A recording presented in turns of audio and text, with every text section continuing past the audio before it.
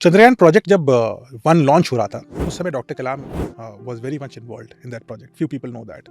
In fact doctor Kalam से suggestion लेने आए थे उस समय माधवन नायर जी, उस समय इसरो के चेयरपर्सन थे, और उन्होंने डॉक्टर कलाम को चंद्रयान वन के बारे में बताया था और बड़ी अच्छी चीज़ बताई डॉक्टर कलाम ने उनको। उन्होंने कहा एक काम करो, जब वहाँ तक जा ही रहे हो तो वहाँ पे कुछ गिराया हो, इम्पैक्ट कराया। तो याद है इम्पैक्टर गया था जिससे पहली बार हमने चंद्रमा पर पानी के कण हैं उसकी खोज करने का इक्विपमेंट हमने वहीं से भेजा था। वो इम्पैक्ट किया था कुछ, जो अभी तो सॉफ्ट लैंडिंग हुई है, वो ज़बरदस्ती हार्ड लैंडिंग कराई गई थी, टूट गया होगा बाद में, लेकिन वो 15-16 मिनट तक हमें कुछ डेटा मिला था। वहीं से हमारे चंद्रयान का जो जो हमारा उत्साह था वो बहुत बढ़ गया, क्योंकि हमने चंद्रमा पर कुछ छोड़ा था, सिर्फ उसकी चक्कर नहीं लगाए थे। ये आइडिया था डॉक्टर कलाम का, जबकि वो उस समय 70-75 साल के थे, लेकिन ये आइडिया था उनका। चंद्रयान 2 हुआ, फिर चंद्रयान 3 हुआ।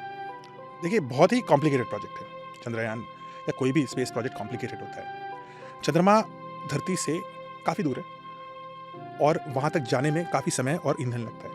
यानी कि यहाँ से उसको लॉन्च करना इतने सारे ईंधन और इतने सारे इक्विपमेंट के साथ और एकदम सही डायरेक्शन में ले जाना अपने आप में एक बड़ा चैलेंज है। It's a huge challenge to reach the moon.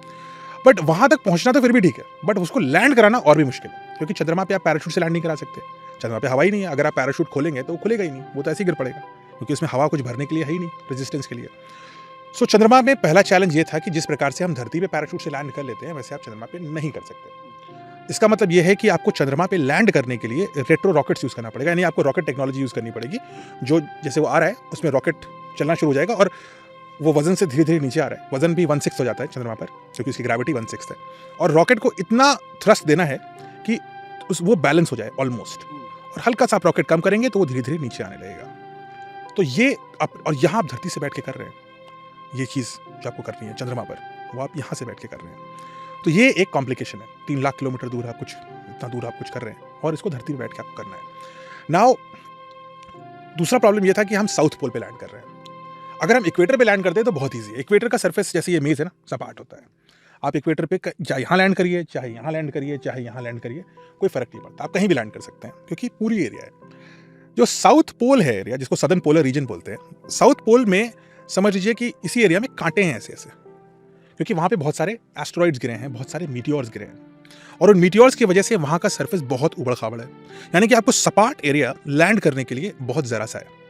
तो अब आपको बहुत कम एरिया में टारगेट करके लैंड करना है, और उस एरिया की कोई फोटोग्राफ नहीं थी कब तक, चंद्रयान 2 तक। जो फोटो आई थी उस चंद्रयान 3 के लिए, वो चंद्रयान 2 के ऑर्बिटर से आई थी, यानी वो फेलियर नहीं था। उसने वो फोटो भेज दी कि कहाँ लैंड करना है, मैपिंग कर दी उस जगह की।